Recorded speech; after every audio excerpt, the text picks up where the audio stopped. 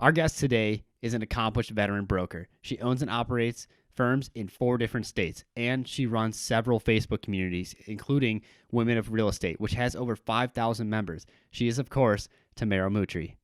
Tamairo, how did you get started in real estate? How did you even get introduced to real estate? Well, believe it or not, I actually didn't have good credit. I bought my first house back in 1999. And I actually came from the teaching profession. And during my teaching years, 'cause my undergrad obviously is in education. So I ended up in the classroom with kids and I did very well at teaching. However, I had a naughty son. So my son kept being naughty in class. And I said, well, this isn't going to work out. I got everyone else's child together except my own. So I said, hey, I'm going to have to try to do something else. So my older brother was telling me that I should think about getting into real estate. And I didn't know what it entailed, but I started researching the subject and I decided I wanted to become an investor and a landlord. So this was back in, I want to say, '04 or '05 when I actually really pulled the trigger and started doing things. So I started off by replacing my teaching income. And I started off by first refinancing my home. I was in a very good market at the time. I believe, like I said, 2004, 2003, I pulled cash out of that property a couple of times to the tune of maybe about $36,000. So I used that money as some down payments and I started buying rental properties. And by the end of 2008, when the market crashed, I had about 50 units at that time. So around that time, again, I was booming, doing well, and had a mortgage company at that time. And what ended up happening is I had to actually close down that mortgage company and liquidate because of the market crash. So that's pretty much how I got started. And I'm still in it. People are still wondering, how have I lasted this long? And I'm still here doing it. That's great. That's awesome. Well, I think still here is probably an understatement. Knowing your production and how much you actually do sell, did you? A question I have as somebody who I bought my first investment property before I actually got licensed. Did you get licensed first? Did you get licensed simultaneously? When did you get your real estate license in comparison to buying your investment properties? That's a very good question. Actually, when I started buying investment properties is again when I was still teaching. I taught elementary school. Um, at that time, I actually got into the investment side of things and became a landlord. And again, I became a loan officer. After the loan officer, I became a mortgage broker. And when the market crashed, I didn't know what the hell I was going to do with myself. So I continued having my rental properties. But then when the market crashed, I had a bunch of money. So I took advantage of the market myself and I started buying investment properties. And of course, these overachievers, I wanted to do more. So I decided from being a loan officer and I was already helping a bunch of investors to sell their properties. I already knew how to write an offer to purchase. Don't tell anybody, but I was writing offer to purchases long before I had the license. So I knew what I was doing already. I never had a file kicked back. I was helping my investors with for sale by owners. So once the market crashed and I no longer owned the mortgage company, that's when I got licensed and got my realtor's license. And that was back in 2009. Okay. Okay. But now fast forward to now. Well, I guess we'll get to that part. It's interesting to hear that investing drove you to get your license. That you had basically built up, from what it sounds like, a super successful career in investing before you even had your license. And there's kind of like that heated debate between investors. Do you get a license? Do you not get a license? Do you just hire a real estate agent? The fees, in the grand scheme of things, the fees aren't terribly expensive, especially if you're a focused investor who's just focusing on doing their portion of the investing. But but yeah, so One of the things that we try to do here at Boss Agent is we try to help all of the agents become better agents and close more transactions. And I know how much business that you do. And one of the things that I guess for myself, when I started working with investors. Do you recommend working with investors to newer agents who are trying to ramp up their production, maybe go from closing 3 to 5 deals a year to closing 3 to 5 deals a month? Is working with investors something you recommend? I do recommend it, but any new agent needs to get properly trained to be able to do so, because there's a lot of variables in that. And I'll give you a very good example of that. I'm working with an investor out of California, and we kind of did a lot of bumping heads because I'm kind of an alpha female. You probably picked that up about me. And we did a lot of bumping heads, and I'm still one of those people that you can still come to me for help, even if I've gave you a hard time or told you off one time or two or whatever. So he came back to me and said, well, I tried to work with these other realtors and they just don't know the stuff like you do. And that right there spoke to me, that these agents have to be properly trained in order for them to work with investors. Yeah, it's nice. And we do expect investors to come to us already knowledgeable, but that's not always going to happen. There's going to be people that come to these agents that say, hey, I want to buy a rental property. What do I do? Yep. You're supposed to know what to do. And if you don't know what to do, you need to get under another agent as a mentor or get a coach that can show you how to scale up and how to work with these investors, because they have a lot of different needs, more so than either a move-up buyer or an actual first-time home buyer. The needs are different. That's a great point.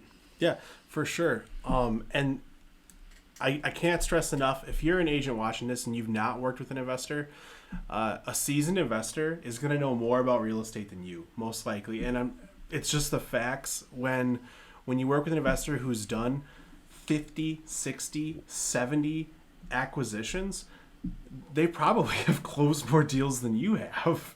And that's something that there's different lingo, there's different terms, there's different reasons and methodology behind investors and why they do stuff. So I definitely agree it is a different aspect of real estate. Yeah, absolutely. So do you, because you operate 4 brokerages, do you train your agents on that? Is that something that you train your team on? Well, here's the thing. Everyone is individualized, and since we do operate as independent contractors, I let the agents choose the niche they want. I don't want to force anything on anyone. If they come to me and they want to learn this part of the game, I definitely will train them on it. However, people have their own ways of doing things, and they have a niche, whether it be VA buyers, whether it be first-time buyers. Maybe they just only want to be a listing agent, or maybe they only want to work with 55 and up. So in answer to your question, I'll say yes.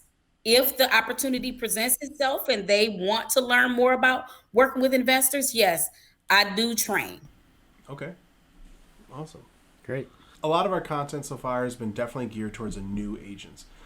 So with that in mind, when you're looking at newer agents, whether or not you want to bring them on the team or not, what would you say is the most important quality? And that quality could be mindset, could be a mindset quality. It could be an experience. Like, what are you looking for in your agents before you bring them on to your brokerage? I have to try to make sure up front that they do understand and know up front that this is actually a business. Oftentimes, new agents that start this opportunity, they still don't have the entrepreneurial mindset. And with that being said, that causes issues and problems. And I have to get them to understand up front that you are running your own business. You are going to have to market yourself. This isn't a walk in the park. If you think that real estate is going and opening a door and writing an offer, you're sadly mistaken, because there's a lot of work involved in this business. And I look for people. I've noticed that with the agents that I've brought on to my Milwaukee team, is that it seems like that people who are already entrepreneurs, those are the ones that do the best. The ones that are already entrepreneurs doing something else, because they understand what business is all about, and they understand how they are supposed to conduct themselves as being an independent contractor. Some people are so inside of a bubble that they think that they are supposed to be treated like an employee, and they just don't have the mindset of an individual running their own business. Yeah, and I'm glad you brought that up, because Rich and I, in the first couple of videos that we recorded, we actually say you are starting a business essentially when you are becoming a real estate agent. So I'm really glad you said that. And I mean, it's a business with significantly lower risk than buying a building and stocking it with items. So there's lower overhead, which we talk about, that it's got a really low barrier of entry. And that might be one of the reasons why it's got such a high failure rate, is because it's super easy to get a real estate license. And I mean, you walk down the street, any firm, half the firms out there will take anybody. Yeah, sign up with us, just pay your desk fees, and they don't care if you succeed or fail as long as you're paying your desk fees. So I definitely agree. And real estate is great though, because what business out there can you get into that you can be making a profit in your first year? How many businesses take hundreds of thousands of dollars to start, and they don't see that return for 2 years, 3 years, 4 years? Where it's just, in real estate, the ability to make a profit is so much greater than in starting, say, a brick and mortar coffee shop or something like that. Right. That's true. And I do want to say something to you. You know, I was one of the people that quite a few people pointed and laughed at, because I had an office at one time, and my office was in a not so great neighborhood, but people welcomed me and I never had a problem. But I ended up closing that office because I started venturing out or whatever. And I thought about it and I'm like, why do I need this overhead? People have pointed and laughed at me for not having an office, but guess who gets the last laugh now? Virtual. Just because you have a building does not mean that you are building. You get what I'm saying? Oh, you don't need to have a building to be successful. People care more about your character and your integrity more than whether you have an office or not. How can you serve them? What can you do for them? That's what they care most about. Absolutely. Not about whether you have an office or not. Like you said, it's about the character of the firm, not necessarily because they have a place for me to put my laptop. It's true. So, yeah, I think that a lot of firms like to say, oh, we have these nice big offices in these really, really expensive parts of town, and that's why you should come work with us. But when you start working there, they don't give you any support, and there's no training, and there's no any chance for mentorship or guidance of any type. And for sure, if you're new, I think mentorship and guidance. Well, how many even not even real estate people, but how many like Gary Vee and Ed Milet and Grant Cardone, all Jen Sincero, all those people say the biggest thing they did with their lives, or to make their lives better, to advance their lives, was get a mentor, get a trainer, get a coach. And I guess to that, do you recommend coaching for new agents? And well, first of all, do you? But then if so, like, how would you go about finding a coach? So I guess this is a two-part question, only because don't forget what my background is. And maybe I didn't tell you this, but my background is in education. Oh, I knew. And now, right. And now I actually am a real estate instructor in the state of Wisconsin. So my teaching career actually carried over into real estate. So now I'm offering the online courses. I'm also going to be offering courses in 2021 for real estate investors. But the main thing is making sure that these agents understand how to write their offers and they get the proper mentorship that they need if they get into any issues or problems trying to understand what they're doing.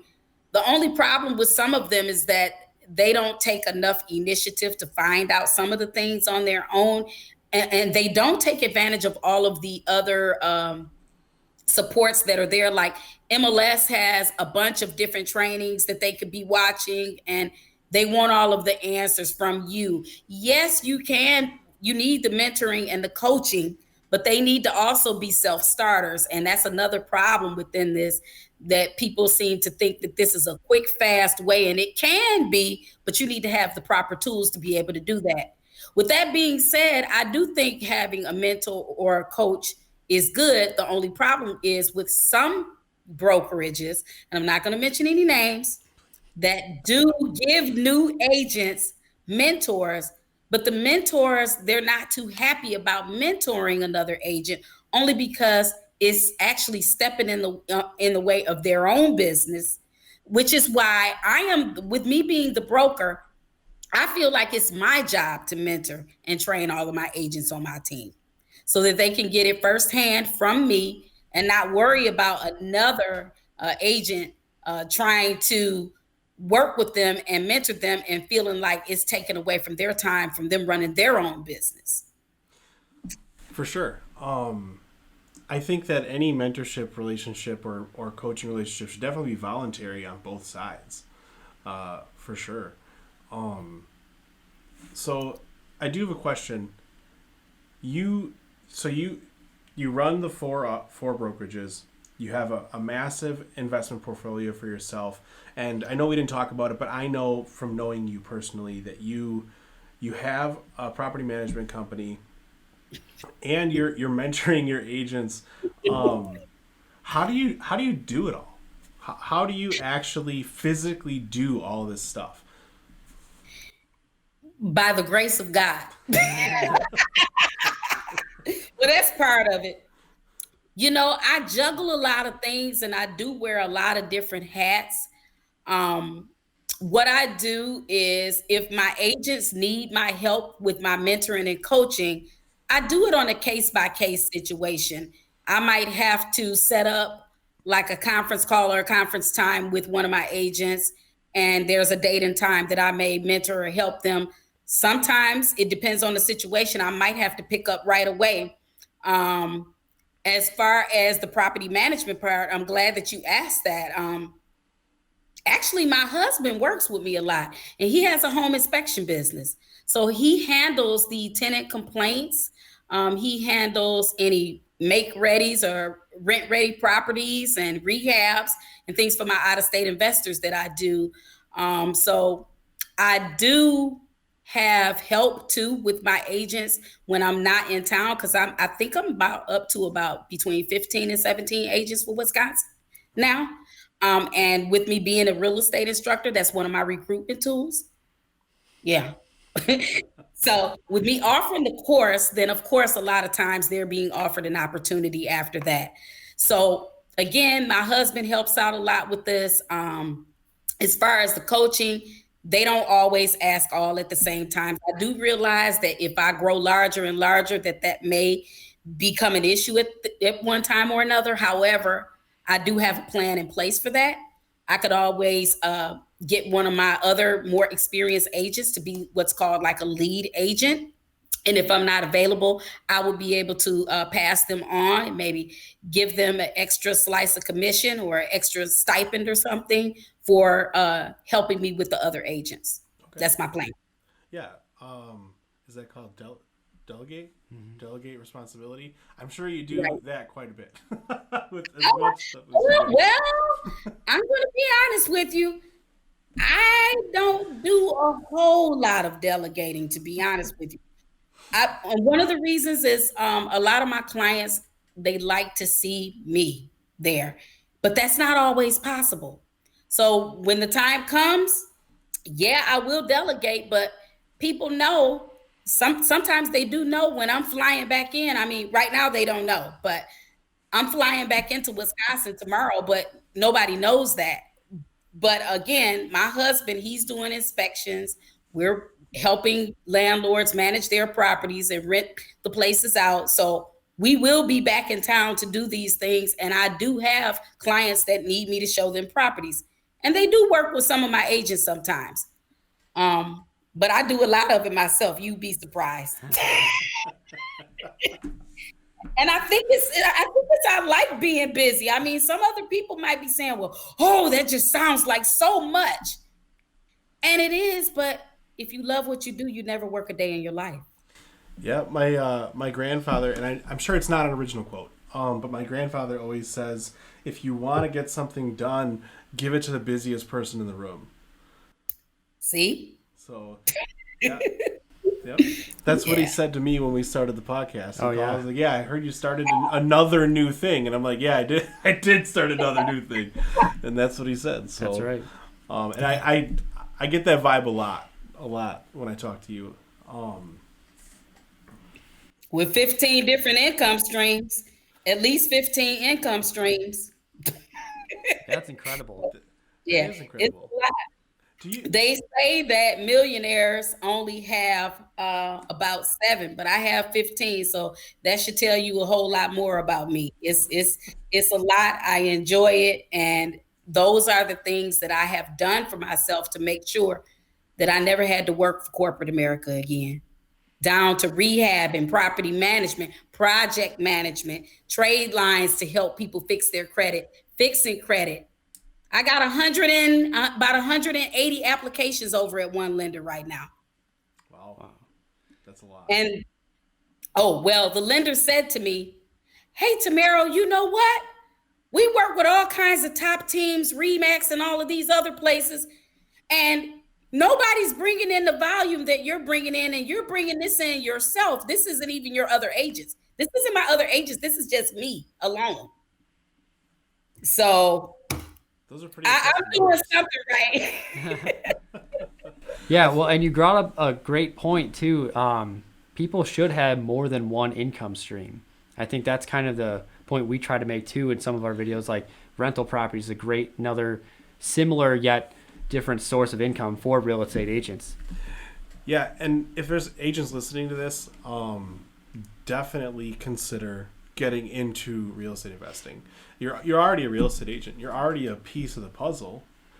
Definitely consider going full circle and becoming a real estate investor. Right. So. The other side of the coin that new agents need to know too is stop being a one and done agent. We got to stop that. When you sell a house to one of your clients, don't let that be a one and done. You should already, once you get that property under contract, you should already be pitching to them about buying another one. Oh, so many people are so stuck on sticking and moving, getting that commission and moving to the next deal. No, I'm trying to find out, does your sister want to buy? I'm trying to find out, when are you going to have your next down payment saved up so I can help you buy your investment property? You want to know what I told one of my clients yesterday? I said, listen here, Willie. He said, yeah. I said, I tell you what, you have 4 daughters, right? He said, yeah. I said, okay. I said, do you realize that now you have to buy 4 properties for your girls? He said, what? I said, yeah. He said, oh, yeah, why? I said, because you want to make sure that you create generational wealth for them. Make sure that each property that you buy is for each one of your girls. I said, and it could possibly help fund their college tuition when it's time. He said, oh, that sounds good. Yeah, I'm doing just that. He said, I've already picked up another job and I already wanted to buy another property with you come the next year. So this is great. We should never stop at one deal. If there's any best advice I can give a new agent, veteran agent, and that is for them to continue to keep the relationship going. You're going to be memorable to your clients if you continue to see to it that they also win. And if you're an investor yourself, you can start telling them about your experiences that'll make them eager enough to want them to buy more than one property. True. That's great. That's great. I mean, advice. all three of us own investment property. Right. All three of us are involved in flips or burrs or other types of quicker turnaround transactions or investing transactions. Which is another one of my income streams. Don't forget, I was a mortgage broker, so I'm still doing that, and I provide lending to investors. So I work with a bunch of different private lending platforms. They look to me for me to bring them clients, and of course, I have the mortgage background. I'm pre-approving most of my clients before they even get to the lender. I know what I'm doing. I have the people pull their credit reports before I even waste my time or the lender's time. Go to this website, pull your credit report for $1, get back to me with those scores. And I'm running this business right off of my Facebook inbox. I'm telling you right now, again, people poked fun at me and said, oh, how's she running a whole business from a Facebook chat? I damn sure am. I definitely am. And you wouldn't believe how many leads I'm getting. Well, I made a silly little, I took a picture outside my home today here in Florida. My husband and I bought this condo last year, new construction, in area near Fort Myers. And I took this picture and I put it on Facebook Marketplace. I put a little message with it. I put my new construction website with it. The leads started pouring in right away. I said to them that, you know, I can help them buy a new construction home, and I have lenders that'll work with them, appliance packages, everything. And people started reaching out to me right away. It's not that difficult, but you have to do the work. And that's the problem with a lot of agents. They don't seem to think that they need to do the work. And they're expecting the brokers to always give them leads, and nothing could be further from the truth. Because if I take your leads away, what do you have? Yeah. You got to get your sphere of influence. That sphere of influence is extremely important. Make sure that everybody knows. If you're on social media and people don't know that you're a realtor, you are actually shooting yourself in the foot. Everybody knows. Definitely. Actually, you had once told me that any realtor can accomplish anything that they want to with 2 words, and you said those 2 words were social media. And so I guess a question that I would have is, if somebody's new to the platform, or if there's an agent that maybe has plateaued, or even somebody who, you know, isn't as young as us, maybe just getting over a second career, maybe they got rearranged or reshuffled in their previous career from COVID, and now they're out of work and they're just getting the real estate license in their 50s or 60s. What kind of tips would you have for someone like that for getting started on social media, for leveraging social media for their real estate business? And I know because I know you, but I know you are very, very good at it. So definitely, what can you share with our listeners about that? Well, first things first, to join Milwaukee's Best Real Estate Services. That's the first thing. Step one. Yeah. That's step 0. It's a prerequisite. Right. But to be honest with you, you need to provide value. I got some real gems to share. And you're the only podcast that actually are getting all these gems for these agents out here. Well, that's good. That's good news. It's a Boss Agent exclusive. Right. So with social media, you need to be providing good content to your audience. You know, there's a lot of people who are afraid to friend a bunch of people. My page stays at 5,000 friends. That's why you can't get on it right now. She didn't accept my request. That's right. I got a huge following. For someone just getting on social media and they weren't good at it before, you better up your game, because that's where everybody is. This COVID-19 has people at home, and the things that you should be doing to make yourself stand out. And you wouldn't believe how simple this is, but I'm going to tell you. No good. Start congratulating people. Start saying happy birthday on other people's posts. When someone gets an accepted offer, tell the world. That's when people know that you're working. Get a colored background. Tell people you're working. When I can think about it, I have Trivia Tuesdays where I get on and I just post a real estate question. That's the way you get engagement. Engagement is key. If you don't have engagement, you won't get anybody. But again, you cannot be a secret agent. You need to let people know who you are. Make sure you create a business Facebook page. Make sure you share your posts on your business Facebook page. Make sure you are letting everyone know what you do as you're going out and you're showing homes. This is a really good one. Go live when you're showing houses. Have some video. People like to see videos and they like to see you working. Don't go showing houses and then you don't put pictures on social media. Put your pictures up there, go live. You know, if you don't want to go live with the buyer there, then get there a little bit early. Go live, show the inside of the house to people. Now you have people's attention. You're creating an audience for yourself. And then boom, here comes the inboxes. Now people are inboxes. Hey, how can I do this? What are my first steps? What do I need to do? This is huge. And this is what has taken my business over the top. I have quadrupled my sales and my income during the COVID-19 time when everybody seemed to be afraid to step out the door. I just say, be safe. Anybody that doesn't know right now, we're essential workers. What if Jane Doe's husband dies and she can no longer afford her home? We're problem solvers and we need to step in to take care of this problem. Maybe she wants to downsize now. We need to sell her home. What if someone loses a job and they can no longer afford their home because they've lost their income? Again, here we come again to the rescue. We're problem solvers.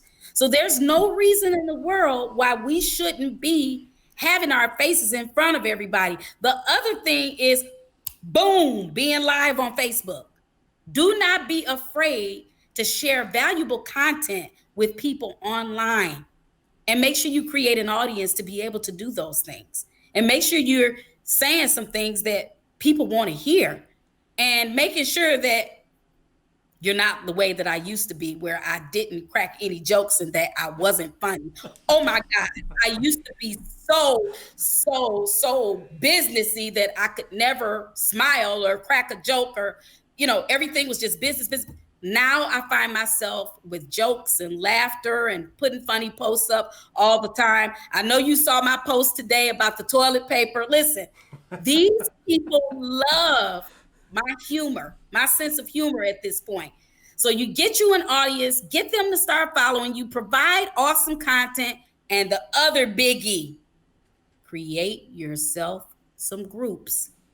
The other biggie, go in the other real estate Facebook groups.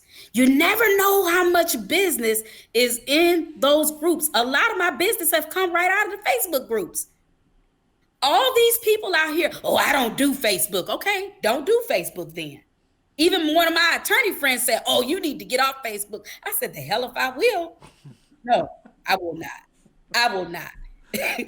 Facebook has so many opportunities for you to make money for free. And if any agent is not utilizing social media, and it's not even just Facebook, don't forget about Instagram, LinkedIn. You can run Facebook ads, you can boost some of your posts. And one of the greatest things about social media, when it's time for you to start trying to get leads from it, and I perfect myself all the time. I'm not the best at everything, but I can tell you one thing.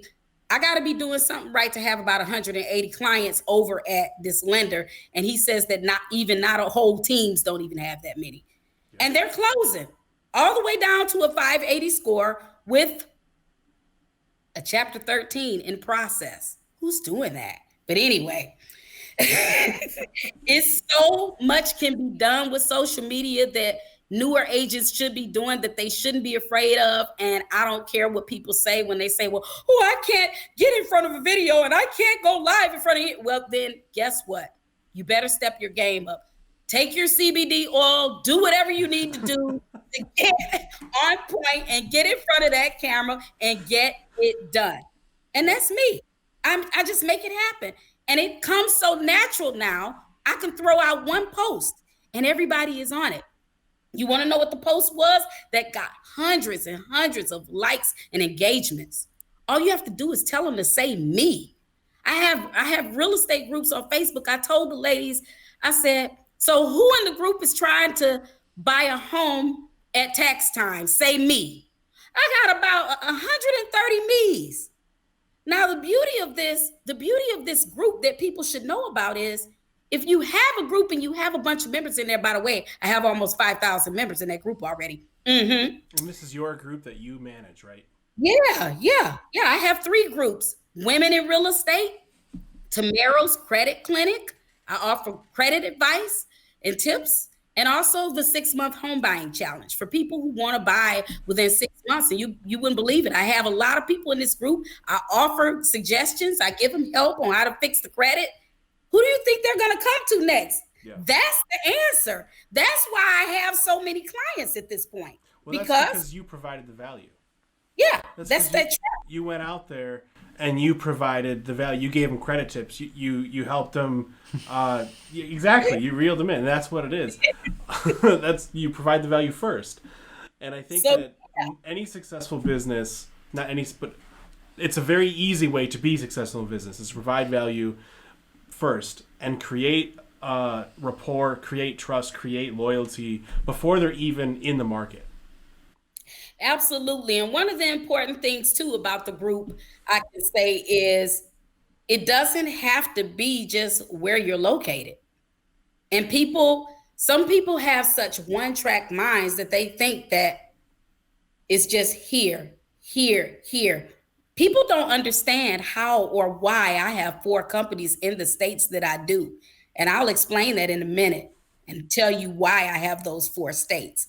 But what I can say is one of the reasons that it makes so much sense to create this group and do this, because of course you can advertise as much as you want in your own group. Yep. I got almost 5,000 ladies in my group. I got them doing real estate investing. I'm fixing their credit for them. And the beauty of this is I don't care where they're located. Well, no. Because guess what? There's other realtors in this group. Women in real estate, that's a huge name. Ladies are joining this group every day. Those are my coaching clients. I can coach the realtors. I can monetize my group. The other side of the coin, not only monetize the group that way, but if I end up coaching, training, and mentoring someone who needs credit assistance to boost their scores, and I send those people to my lender to get pre-approved and they're in Texas, guess what I get to do? Now I get to choose one of the ladies out of the group who is a realtor in Texas. And guess what? Boom. I'm not licensed there, but I'm getting paid because I am able to send that referral to them. So when I tell you it's so many legs to this business and the way that I got this stuff running, it's incredible. It's incredible. I believe it. I absolutely believe it. I know agents who don't sell a single home. They don't sell one house. They close 0 deals. And they're making 6 figures because they do something similar where they run a Facebook group, they run referrals. They run an online referral business, and that's what they do. They run the ads, get the leads in, have local referral networks set up with agents in that area, and then they just collect their whatever percentages that they choose to charge those agents, and they're making 6 figures doing that. Sure. Yeah. Yep. From the beach. So. Sounds like me. I love keeping busy, but I'm doing all of those things. I have different legs of everything. So, yeah, my latest is here in Florida. I'm about to write an offer on some land. I just met with the owner today, and I am getting ready to start doing some real estate development. I'm about to build a new home. It's going to probably be in the 250 to 300s range. So yeah, that's the other leg. And the other leg is I'm coming to town tomorrow for me to buy more real estate. I know that you wanted to ask me about my GCI and how many deals that I've done. I'll tell you this much. I've done enough for me to be able to buy 2 rental properties this week cash. One is 45 and the other one is 35. One is a condo. The other one is a 3-family. that, by the way, has a value of about 110,000. So I will put the work in. I do the Burr method. Since the pandemic has started, I have bought 2 properties already during this pandemic. You wouldn't believe how I got the money. I could go on, but the money didn't come from my pocket really. I did a subject to deal, which is probably going to be another podcast. Hello. Oh, we could do like I think we could do like 8 or 9 podcasts. Oh my God, I'm yeah. sure the amount of content that you have to share with people is insane. Absolutely. So with this subject to deal, I took the money from that subject to deal and I bought 2 properties. One of the properties was $5,000. The other one was $25,000. The one for $25,000 had an as is value of $80,000. Not only that, there's properties in the area selling for $110,000. And even though I thought I'd never buy in that area, well, times and things change. Yeah. So I put about 8 to 10 in it. I got it rented out for $1,400 a month, 7 up and 7 down. It used to be looked upon as a place that people didn't want to be, but it is right by the freeway and it is very up and coming at this point in time. And I was told even by the Milwaukee police that I did a good thing by buying that property right there. So if I were to go back and pull cash out of that property at 70% loan to value, I could walk away with roughly a little bit over 50,000. Take that money and go and get to the next property. And this is why you said we should be investing. Yep. This selling this house stuff, this is all cool. It's great. It's fine.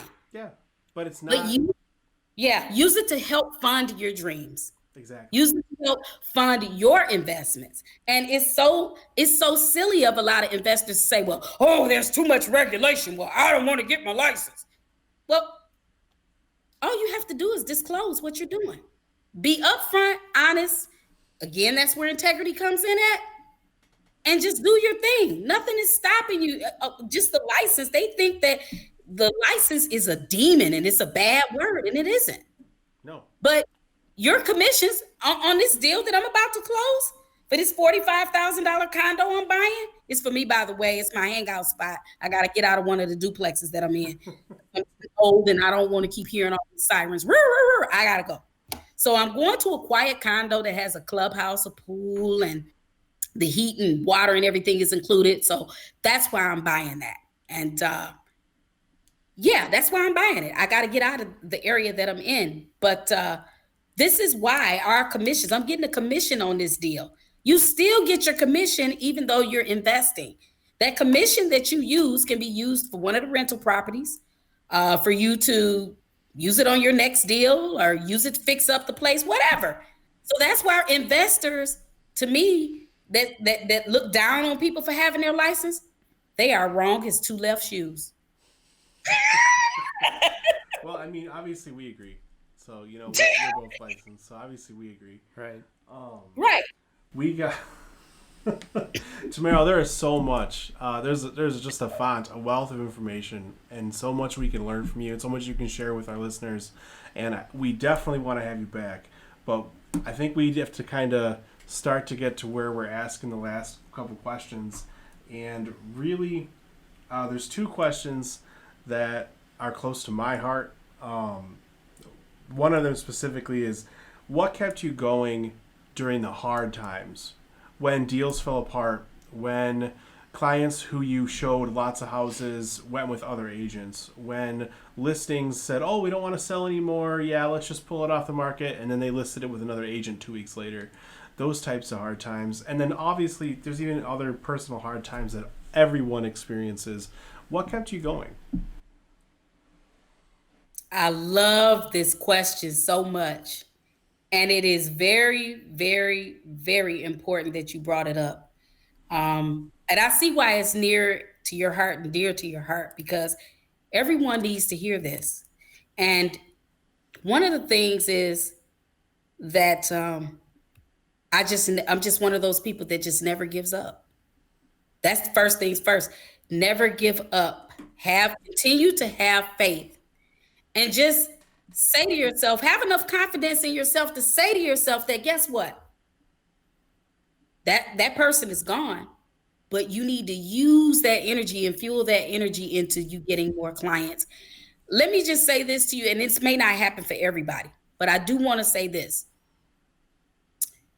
I'm still going through that right now, even at this stage. That'll never not happen to me where my cousin or someone will use a different agent, although for the last year I've been helping them fix their credit, and then all of a sudden, boom, there was somebody else. It has happened. I've learned to not take it personal. They may have reasons for using someone else. And I've fueled that energy into bringing more clients in. Every single time it has happened to me, I don't know, I don't mean to bring religion into it, but God brought me more clients. There has been rugs pulled from under me, and it seems like I ended up with 3 times the amount of clients whenever that happened. So just know and understand that this is just a temporary and a minor setback for a major comeback. I don't let it get to me anymore as much. I definitely can reflect that sentiment that every time I've gone through one of the dark tunnels, per se, of my career where it's been really hard and really struggled, at the other end of that, there's always a breakthrough where I get to the next level. Because like you said, we just don't quit. Right. I think that's something we need to have as agents, is just to not quit. We were just saying, listen, me and you were saying the same exact thing. I was about to say it, and you took the words right out of my mouth. I mean, neither one of us took that difficult ass test for us to sit up here and be failures. That was a difficult test. There's no way we should be paying dues and taking a difficult exam like that to not go out here and win and make something of ourselves. There's no way. So we cannot give up. We got to keep chugging and keep going. We can't let those temporary setbacks get in the way of our future and our dreams of moving forward. Yeah, 100% agree with that. Yeah. I think what you're saying, it has a lot of weight, and it's completely true. So I completely agree. Absolutely. So I know you gave us a lot of really awesome tips for new agents, and there's been a lot of things that you've kind of said that this is like really, really critical for a new agent to do. And if you've already said it and you have to repeat yourself, that's totally cool. But a question that I think we wanted to close with was... Yeah, we want to, if a new agent had 5 minutes of your time, maybe after a closing or you guys met at a coffee shop, what is one piece of advice you would give that agent? To join Milwaukee's best real estate service. Listen, you left yourself open for it. I had to do it. Do you see what I mean? You gotta have a sense of humor today. That's the other thing that keeps us going too. When you have these rough times, that's a bit of advice right there. Laugh more. We're in a pandemic right now where we gotta wear a damn mask to go show a house. I mean, keep some humor going. Laugh at yourself more. Laugh at others more. As far as being a brand new agent, they need to do as much learning and research as possible. People don't seem to dig enough for information, and it kind of saddens me a little bit when it's so much information out there on the World Wide Web, specifically Google and YouTube. Go to YouTube, people. If you want to learn how to get real estate leads, go to YouTube. You want to know how to get more real estate leads, go to Google. All of this stuff is out there. All they have to do is go to Google, type it in, how to get real estate leads. You want to be a luxury agent? Type in luxury real estate agents and luxury real estate leads, and just do the work, do the research. A lot of people think that it should be handed to them. They need to be a self-starter. Don't depend on your broker all the time to do things for you. You need to take it upon yourself to act like a business owner and get out there and learn as much as you can. That's the best advice I can give somebody in 5 minutes who's just starting out. Yeah, I love that. I'm so glad you said that too, because that's one of the mistakes I made when I first started. Is I stopped educating myself after the exam. I'm like, all right, we're good.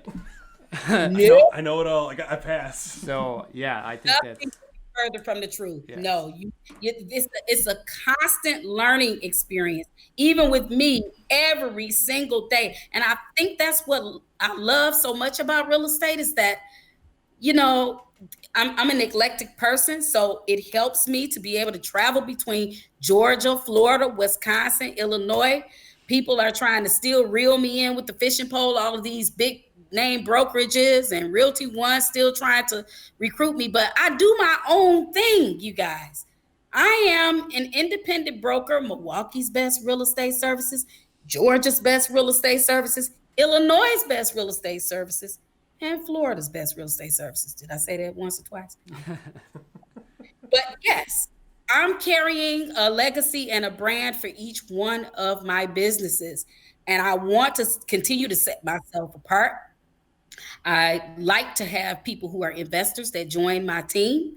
And if they don't want to become investors, that's fine. Lots of the agents that are joining my firm right now, they like the fact that I'm in multiple states. And I told you I would tell you why I'm in these states before we close out. And it won't take long. You want to hear this story? You're going to hear, here it goes. So I said, guess what?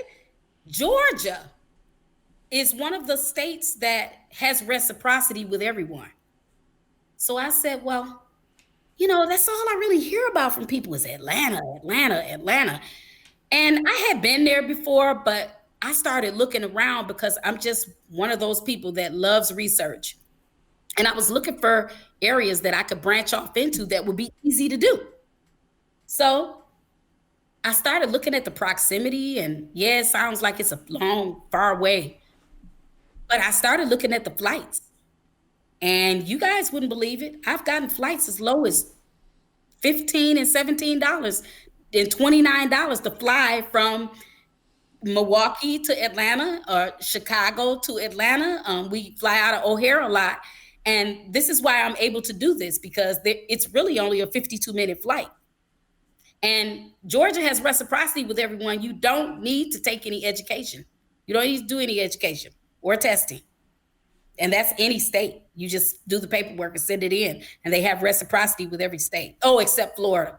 Florida is always a problem. Anyway, so then I looked at Wisconsin. Wisconsin has a lot of snowbirds that come to Florida. I said, I'm a Florida girl. I frequented the area since '08. I had a condo. I sold it in 14. We just built a condo. So I've been hanging around Florida since that time. And again, it's a couple of hours flight. It's close to Georgia. One instance, I had a deal going on in a place that you never heard of, Satsuma, Florida. It didn't come together. 10 acres of land. And, the deal didn't come together. It came out, the appraisal came out $47,000 short. It was a manufactured home. They were a military couple. They were already living in Georgia. So guess what? I was moving them to Florida, but that deal fell apart. So guess what happened? They ended up staying in Georgia and they ended up buying with me in Georgia. Do you see how the multiple licenses helps out? It's like, it's an extra layer of protection for being an entrepreneur in multiple areas. In different states. Illinois is right next to Wisconsin. I mean, I don't need to give you too much explanation about that. So now you have it. Georgia, Florida, Wisconsin, Illinois, obviously Milwaukee, Wisconsin. I was born and raised there. That's my hub. You could say that's my hub. People say, oh, well, you have all these companies. Where do you live? Well, let's see here. This week, I live in Florida. Starting tomorrow for about a week or so, I'm living in Wisconsin. When I come back, I have a party to go to in Atlanta. So I'm going to Atlanta. So to answer that question, I live in 3 out of the 4 states that I'm licensed in. I own homes in all three out of those 4 states. I own that home in Georgia, free and clear.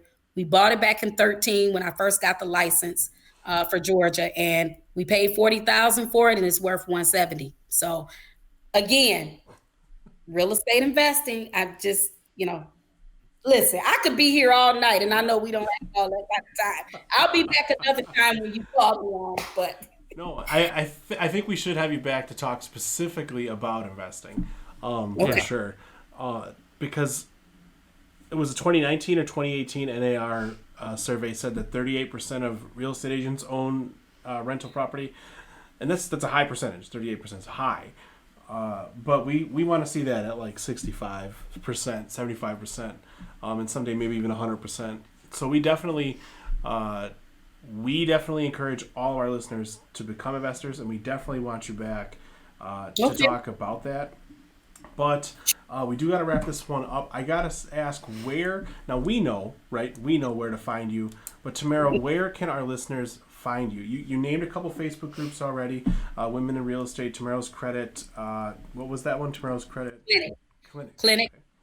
All right. and yeah, and 6 month home buying challenge, but that's for clients, of Right. course. Yeah. Yeah. Um, but I do have a public figure page on Facebook. Um, it's under my name, and it shows that I'm licensed in 4 states. It's a public figure page, and of course, I have business pages for each one of my companies, and I post to them regularly and often. And a lot of people reach out to me because they find me on Facebook and they come to me directly on my personal Facebook page, and I encourage that only because, especially on a Monday, everybody and their mother is calling. You know, I can't get anything done on a Monday, so I encourage any and everybody, if they need me or want me for something, I tell everybody to go to Facebook. It's a way for me to manage talking to multiple people all at once. Okay. Awesome. So definitely check out Tamairo. Hit her up on Facebook. We really appreciate having you. Thank you so much. Yeah, and we definitely want you back. Matt, you got anything you want to add quick? No, just appreciate the advice. I think it comes from another viewpoint too for our listeners to get different person's experiences and advice, and we really appreciate it. All right. Well, thank you for having me. I appreciate it, guys. All right. Thank you. Thank you.